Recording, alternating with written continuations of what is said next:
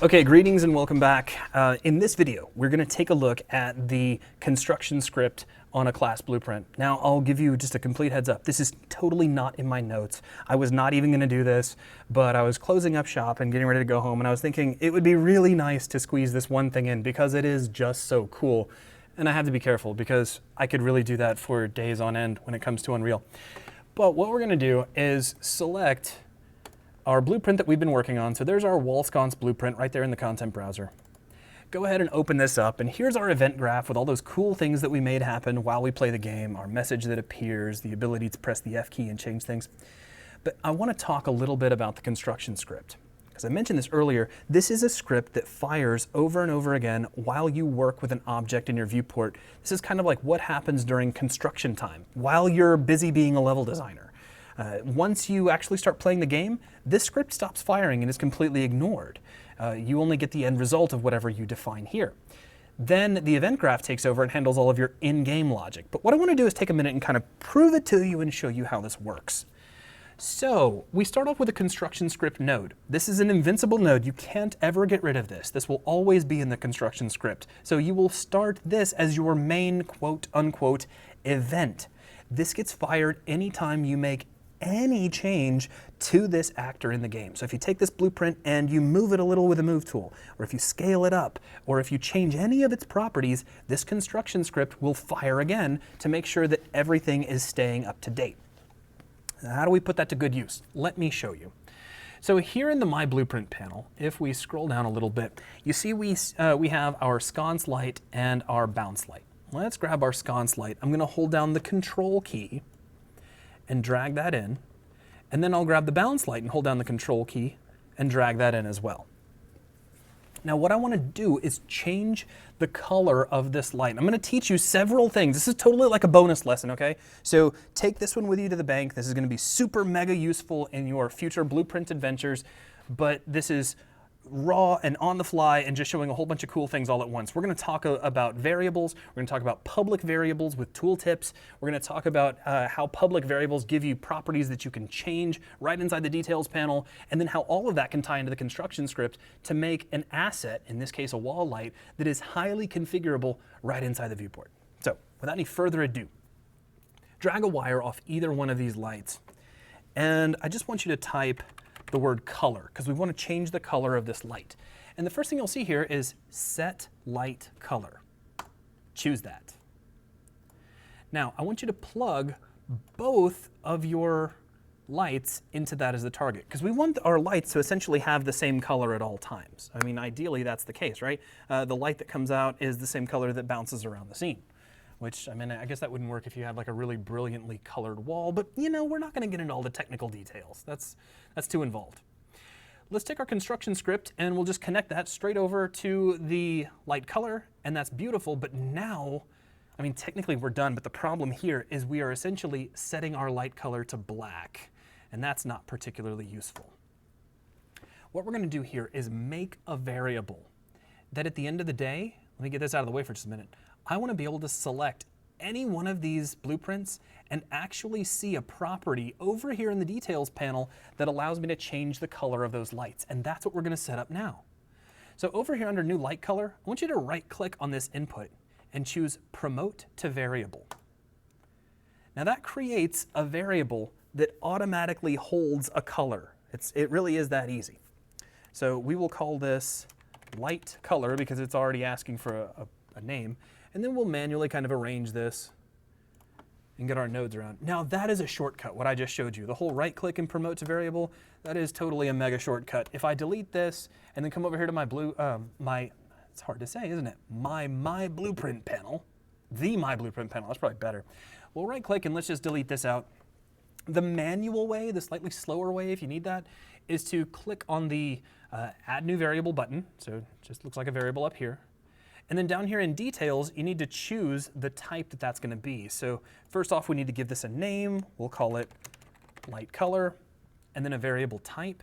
The type is actually going to be a linear color. So let's just search for linear and choose linear color, and then we're done. We can control drag that out into the scene, and then that will plug in here. Now, of course, that's a totally valid way to do it, but wasn't it a whole lot faster to just right click on the input and say, hey, make that a variable? I think so. However, we do need to give this a default value. Now you'll notice if we select this variable over here under details, it gives us a little warning. It says, please compile the blueprint inside the default value category. So let's go ahead and click compile. And as soon as we do that, we get a light color. I'm going to set this to a warm off-white, very much like what we had before, and click OK, and that will be our default value. Now we're almost done at this point. We're just going to do a couple of other things. So this is all compiling and working great. If we take a look, let's test this out. Let's just go ahead and hit play. And if I come up to this light and press F, oh, it's turning on, but we actually don't have our color. I'll bet I didn't actually get that applied, did I? So let's come back over, make sure that I select my light color. Oh, there's my problem. So I need to make sure that's set to a nice warm color and click OK. And then make sure that compiles.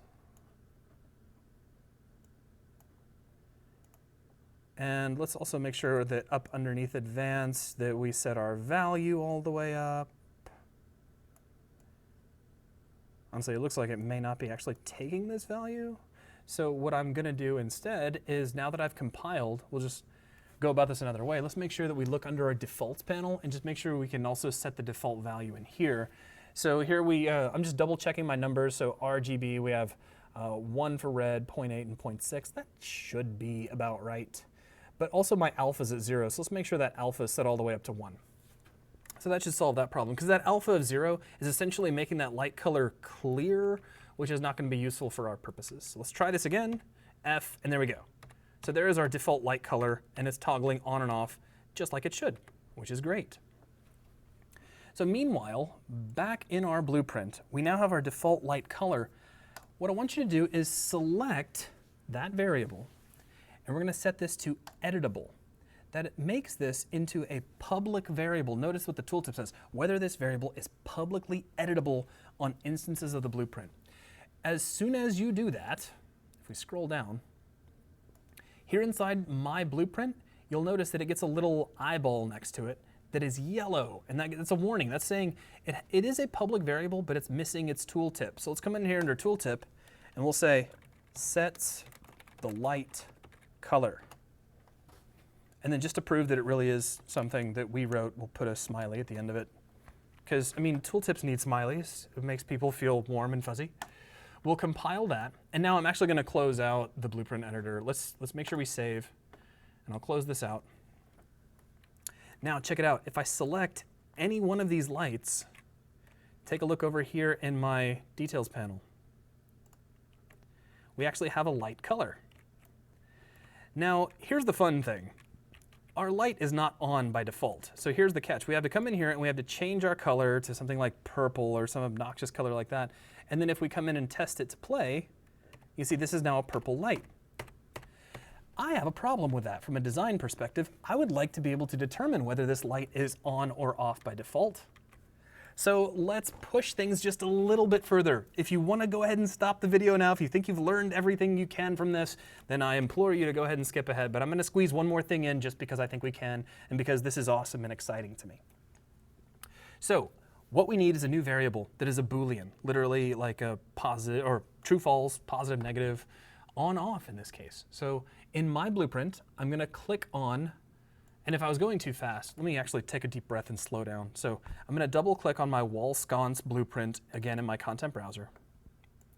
Over inside of my blueprint, let's click on the new variable button, and we will call this enabled by default, because that's a great name. And by default, this actually is a Boolean variable, which is convenient for us because that's exactly what we want. We do want it to be editable. We'll give it a tooltip of is the lamp, oh wait, hang on. Light is on by default when checked. That may be like terrible wording for a tooltip, but it'll at least get the point across, so we'll go with it. So now we're going to do a couple of things. First off, let's take one of our lights and we'll drag a wire off of it and type in the word visible, or visi, and then we get toggle visibility. I'm going to plug both of our lights into that. And then we'll take our execution wire. So we have our construction script, and then our light color gets set. And then the next thing that happens will be we'll toggle visibility. Actually, we don't want to use toggle visibility. That's incorrect. I don't like that at all. Let's go another way. Excuse me. Let's drag a wire off and let's do set visibility. That makes a lot more sense, and you'll see why really, really quickly. So now let's take our sconce light, and we'll plug that into target as well. We'll get our execution pin. And again, you really need to get in the habit of following the flow of those execution pins. So the construction script fires, then light color gets set, then we're going to set this visibility state. But what are we going to set it to?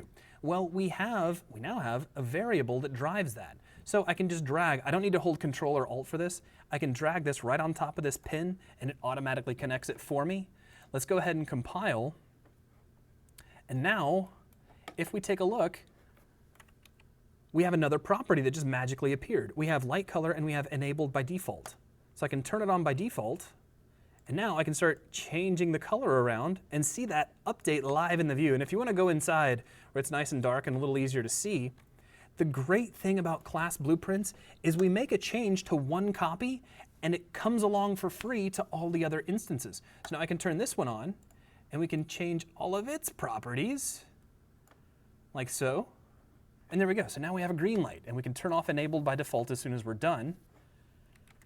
Or we can leave it on, and we can have something that we can walk up to and turn off. It's really up to us as the level designer. So you can see how class blueprints allow you to not just create things with certain behaviors, but also to be able to make tools that make the level design process a whole lot more fun and a whole lot easier. Just kind of showing off how cool Blueprint really, really is.